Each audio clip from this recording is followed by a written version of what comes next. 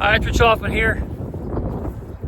When it comes to Chosen, I think it's the best television on currently. I enjoy every season. My wife and I watch them whenever they're out. We've enjoyed the first 4 seasons, and season 5 is now having a theatrical release, and they subsequently release them right before Easter of 2025. So we went to see the first episode of season 5. It's a 2-hour movie, and then you can go see, as they get you closer to Easter, you'll get to see the rest of the season, and I guess they'll break them up and release them as streaming services. You can get them on Amazon Prime and other places. I've seen them on Roku.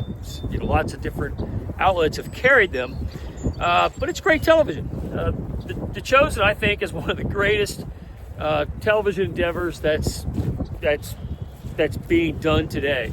And Dallas Jenkins, the director, and his wife, and the cast and crew are really sincere about it. It reminds me a lot of how Little House on the Prairie used to be, or Gunsmoke, or some of those great value-driven stories that had something to say about the values we should be sharing as a culture. If you have a relationship with the Bible, of course, it's great extra information that feeds that market. But I see even more so, just as standalone television, that the Chosen is just great.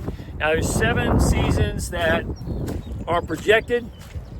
I think this is interesting, and how it is going to correspond with what Mel Gibson does with his Resurrection project.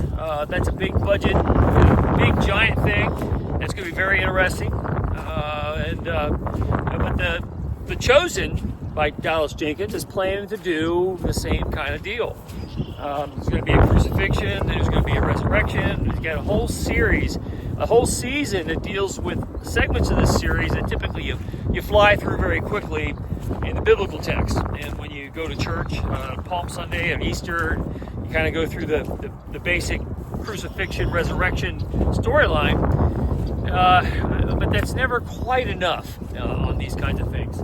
So it's always left people pretty hungry, and Dallas Jenkins, I think, has really went to a special place when it comes to Chosen as a production.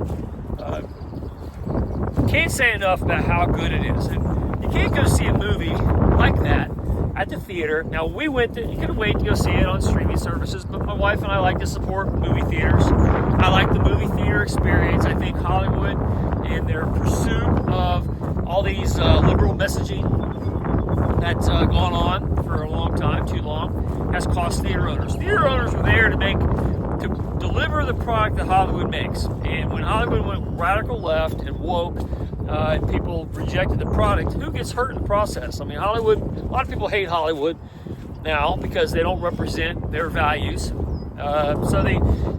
So the theater owners are the ones that go out and operate these theaters, and there's nothing in them that anybody wants to see, and they just wait for the streaming service to hit. And that's free market capitalism, and okay, fine, good for everybody who is a part of that process. But I feel sorry for theater owners, and so when a good project comes out, and I like to go see it, and I want to see it, I go to the theater. So we went to see The Chosen at the theater, support our local movie theater, and just to see it as soon as we could, because we like the show a whole lot, and it's really, really, really, really good. And as this movie came out, or as this show came out, released in theaters in 2025, it's competing with Snow White and some of these other woke features that Hollywood has been putting out, and you just have to shake your head and wonder how in the world did people think that it was a good idea to go so woke. When people, the theater we were in was very full to go see Chosen. And it's really a television show, not much different than what you would have found back in the 70s with Little House on the Prairie, when television was trying to teach moral messages that align with people's value systems. Not trying to instruct them what your value systems are going to be, but telling stories to people who wanted to consume them. So modern Hollywood has gone way to the point where they, like with Snow White, the messaging is, you know, we're going to give you this woke politics, and you want to see the pretty colors and the dancing dwarves, and you'll go see it and listen to our message that we're going to preach to you. And as opposed to The Chosen, where it's based on, let's take our time and analyze some biblical scripture and paint it out on a live action stream and let you see it and feel it and smell it in all the ways that it would have been if you had been there at the time. And it's really well done. Value is wonderful. But the hatred of it by some of these secular circles has been, I think, over the top. It reminds me a lot, the whole effort behind The Chosen, how it started, and now it's gained a lot of production value. It has a lot of support that it wouldn't have had otherwise. Reminds me a lot of the project that I was involved in back in 2010, the Atlas Shrugged movies. I wanted to help that any way I could. John Aguilera produced them and made them, trying to take the great Ayn Rand book, Atlas Shrugged, and put it on the theater, because the unions and the Hollywood community in general fought against it, didn't want anything to do with it, wanted to suppress the movement, just like they thought that by putting that back in the bottle, they wouldn't have somebody like a Trump emerge politically. And they thought they could control the message, which of course they never could, because the message is driven by market needs, just like The Chosen. People choose to go see The Chosen. They chose not to go see Snow White. And they chose that one product is better than another. And even though everybody knows how the Chosen story goes, the story of Jesus and his disciples, teaching and emerging and the political turmoil behind it, it's a very fascinating endeavor.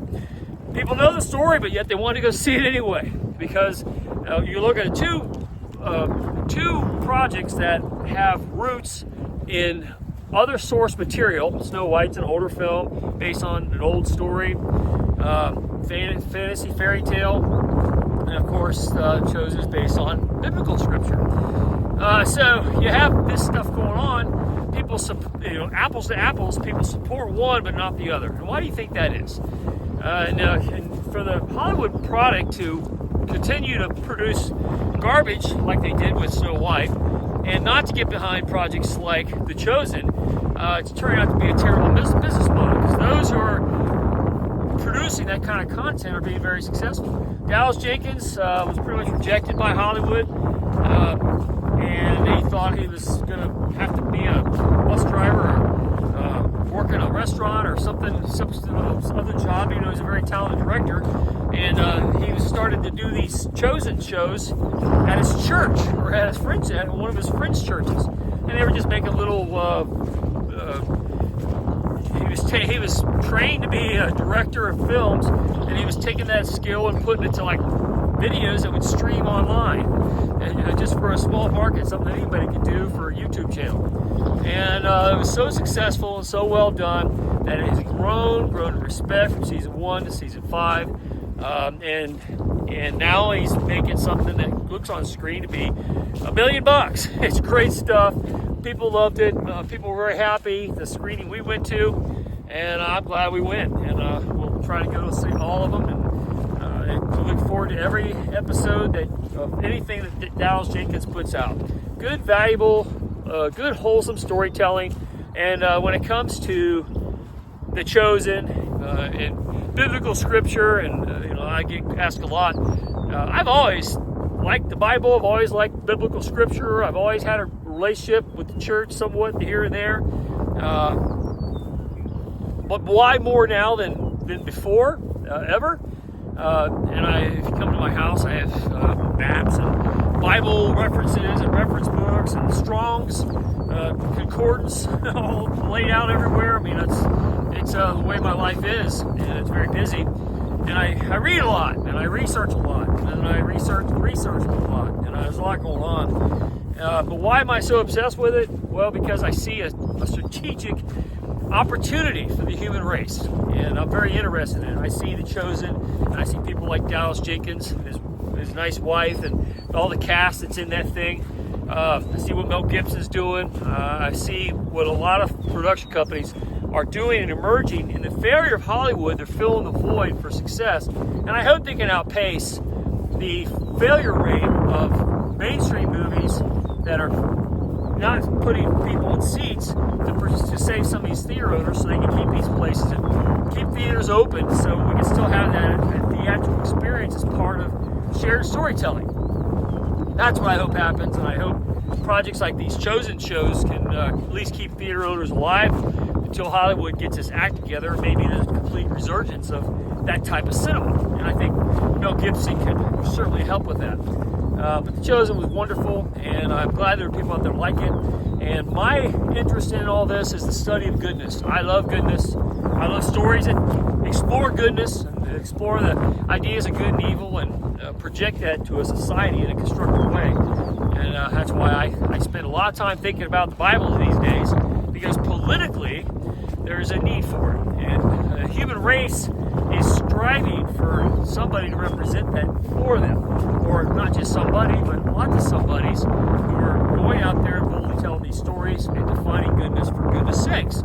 That's what used to happen with shows like Little House on the Prairie. And I referred to Atlas Shrugged, even though Ayn Rand was an atheist. There's an exploration of value in that production that I find very much like the success story of Chosen. And I don't know that Chosen would have made it in 2010 the way it's made it in 2025 or 2020 when it started getting out there, because people were so disenchanted by the product they were getting that they were willing to give something like a streaming service or like The Chosen, a small production that done exceptionally well, a chance. And I think I don't know that it would have worked in 2010. I always felt bad that Atlas Shrugged never quite got off. Every episode, they divided the book up in 3 different movies, a couple hours apiece, and all 3 of those movies had different actors in them because you didn't have continuity, because the unions were so problematic to work with. Special effects houses didn't want to touch it because they didn't want their name on it because it would get them blacklisted in the industry. There's a lot of things that went on that were terrible. But I find it very refreshing that The Chosen has managed to do the same kind of approach, deal with small budgets, and build something better and better with each season. And that certainly showed in this season 5.